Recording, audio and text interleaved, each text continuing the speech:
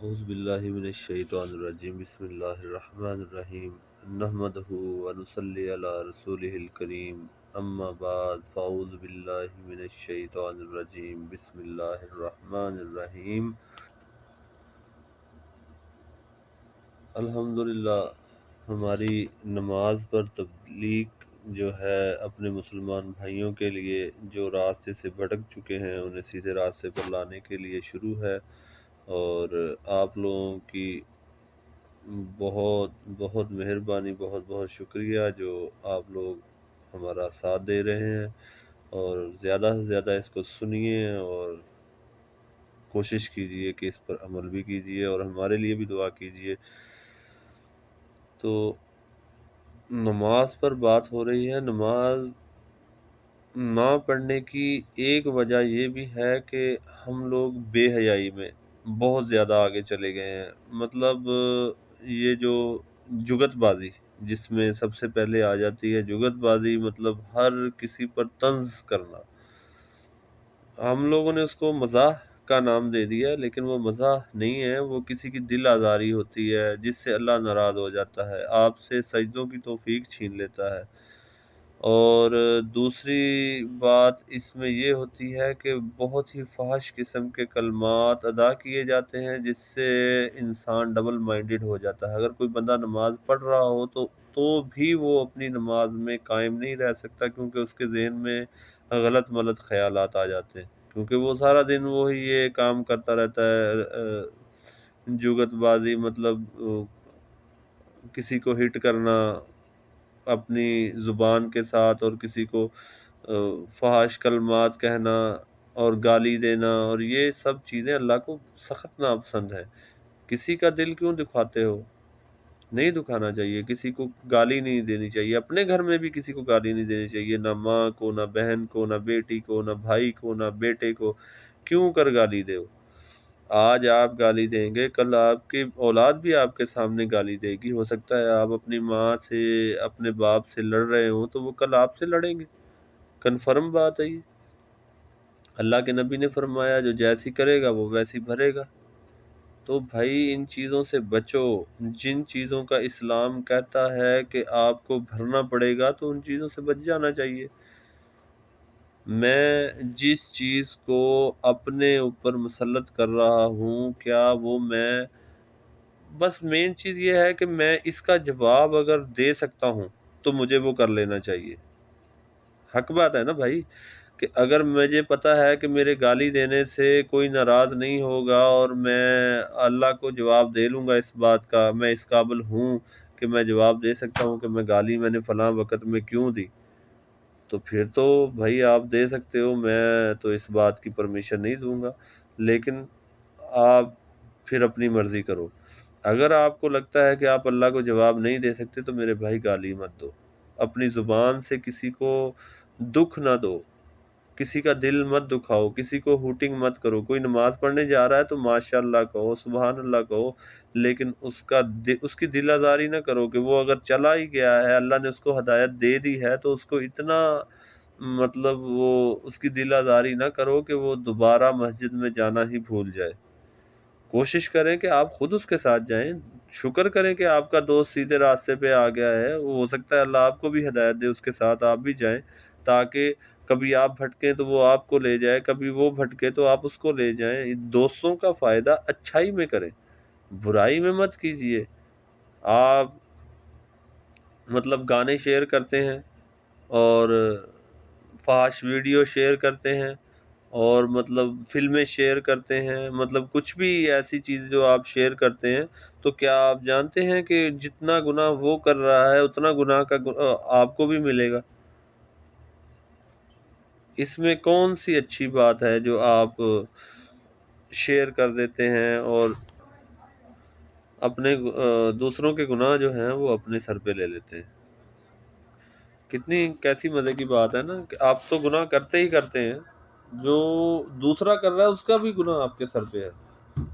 کیا یہ آپ کو اچھا لگے گا کہ قیامت والے دن پہلے آپ اپنا گناہ ڈھوئیں، اس کو ایک کمر پہ رکھا ہو اور اتنا وزن ہو کہ اپنے گناہ اتنے زیادہ ہوں کہ ان سے چلنا دو بھر ہو رہا ہو، اور اس کے بعد آپ کسی کا گناہ بھی اپنے کاندھے پر لاد لیں، تو کیسا خوفناک اور ہولناک دن ہے۔ ایک تو اتنی گرمی، اتنی شدت، اور غصے میں، غضب میں ہمارے گناہوں کے سبب اللہ تعالیٰ کو دیکھ کے جان تو ویسے ہی نہیں نکلے گی، کیونکہ جان تو ہوگی نہیں، وہاں پہ موت آئے گی نہیں، تو آدمی تو ویسے پگھل جائے گا اپنے گناہوں کی وجہ سے۔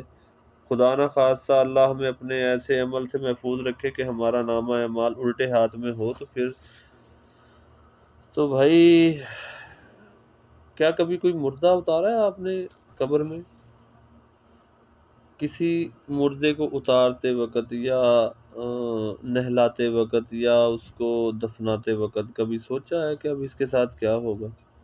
وہ کیسے چیخ رہا ہوگا نا، اگر بدعمل ہوگا چیخ رہا ہوگا کہ بھائی مجھے یہاں چھوڑ کے کیوں جا رہے ہو۔ اگر تو نیک عمل ہوگا تو پھر تو وہ کہہ رہا ہوگا مجھے جلدی جلدی دفنا دو، اللہ نے مجھے انعام دینا ہے، اللہ نے مجھے انعام دینا ہے، مجھے جلدی دفناؤ، مجھے جلدی۔ اگر وہ بدعمل ہوگا تو پھر کیا ہوگا؟ تو آج تو موقع ہے توبہ کرنے کا، کر سکتے ہیں۔ سانس ختم ہونے کے بعد تو کوئی چانس نہیں ہے بھائی میرے، کوئی 99.99 پوائنٹ کے بعد جو صفر کے بعد ایک آتا ہے نا، تو وہ بھی چانس نہیں ہے۔ سانس کے بعد، سانس ختم ہونے سے پہلے پہلے توبہ کر لیجئے، نماز پڑھیے، اور نماز کے لیے سب سے بہتر یہ ہے کہ اپنی آنکھوں کو اور اپنے دماغ کو، اپنے جو ہے زبان کو، اس کو پاک کیجئے، اور یہ بے حیائی والی چیزوں سے بچیے، گانوں سے۔ اور کچھ لوگوں کا یہ بھی تقیہ کلام ہے کہ جو موسیقی ہے یہ روح کی غذا ہے، تو بھائی ان کے لیے تو ہو سکتی ہے، لیکن اللہ تعالیٰ کا فرمان ہے کہ روح کی غذا جو ہے، جو حدیثوں سے اور جو علماء کرام سے ہمیں معلوم ہوا ہے کہ روح کی غذا قرآن پاک کی تلاوت ہے۔ روح کی غذا قرآن پاک کی تلاوت ہے۔ آپ قرآن پاک پڑھیے، سنیے، اور اسے سمجھیے۔ اور سب سے بڑی بات پتہ کیا ہے؟ ہم لوگ پڑھتے ہیں تو اس کو سمجھتے ہی نہیں ہیں۔ ابھی کیا پڑھ کے آئے ہو؟ ابھی قرآن پاک پڑھ کے آئے ہو؟ نہیں، کون سا پارہ پڑھا ہے؟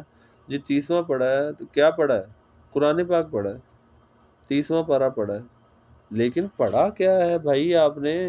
سورت بتا دو گے میں نے سورہ یاسین پڑھی، ابھی کیا پڑھا ہے بھائی؟ سمجھ ہی نہیں ہے ہمیں۔ کم سے کم ایک آیت کا ہی مفہوم بندے کو پتا ہونا چاہیے کہ میں یہ پڑھ رہا ہوں تو اس کا مطلب یہ ہے، یہ آیت کا مجھے یہ فائدہ ہے، یہ آیت شریروں کے لیے ہے، یہ آیت مسلمانوں کے لیے ہے، یہ آیت مومنین کے لیے ہے، تقوی اختیار کرنے کے لیے۔ تو بے شک روز کی ایک آیت پڑھو، آدھی آیت پڑھو، پوری آیت پڑھو، سورت پڑھو، سپارہ پڑھو، لیکن اس کو سمجھو، پھر اپنے آپ کو دیکھو کہ آپ میں کتنا بدلاؤ آتا ہے۔ اور اس پر جو کہتے ہیں نا سونے پر سہاگا، اپنے موبائل سے گانے ڈیلیٹ کرو اور اس میں قرآن پاک ڈاؤن لوڈ کرو، اللہ کے اذکار سنو، اس سے آپ کے دل کو تسلی ملے گی، اور آپ کتنی بھی مشکل میں ہوں گے آپ کو راستہ نظر آ جائے گا۔ مطلب کچھ لوگ اب یہ سود کو لوگ حلال کرنا شروع کر دیا ہے، مطلب اپنے پاکستان میں تو عام چل رہا ہے اب یہ قسطوں پر چیز دینا۔ اب دین میں تو یہ چیز نہیں ہے، دین میں جتنے کی چیز ہے آپ اتنی، اگر کسی کو ہمت ہے کو میں دے سکتا ہوں اس کو قسطوں پہ غریب آدمی کو، تو میں اتنے میں ہی دوں، اس پہ بوجھ نہ بناؤں۔ تو یہ تو بینکنگ نظام ہے، سود کا نظام ہے، تو ہر بندہ آنکھوں پہ پٹی باندھ کے اس کو سود کو چلا رہا ہے، سود خود کھا رہے ہیں، اور سود کھانے والا تو اب اللہ اپنے حفظ و امان میں رکھے۔ یہ سود تو نہیں صحیح ہے، غریب آدمی بھی سود پہ لے رہا ہے، کوئی رکشہ لے رہا ہے، کوئی گاڑی لے رہا ہے، کوئی کیوں لے رہے ہو بھائی؟ اللہ تعالیٰ نے فرمایا کہ میری زمین فراخ نہیں تھی، کیا آپ اس میں ہجرت کر جاتے، کہیں اور جاتے، رزق کماتے اللہ کی رضا سے؟ وہ کام مت کیجیے جس میں اللہ ناراض ہو،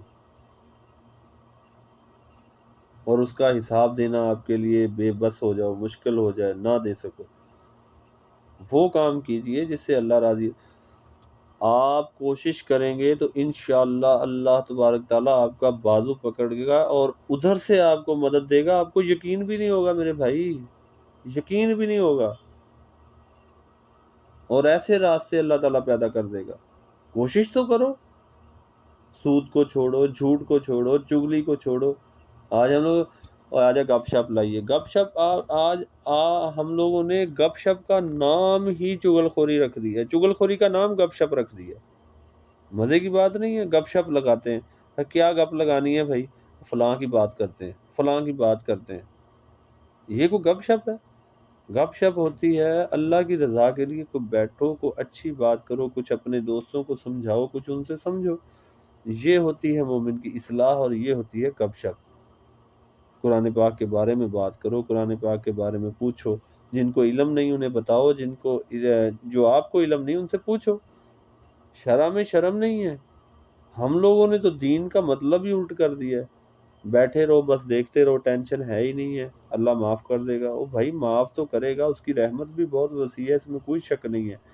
وہ دنیا جہان کی ہر چیز پر حاوی ہے.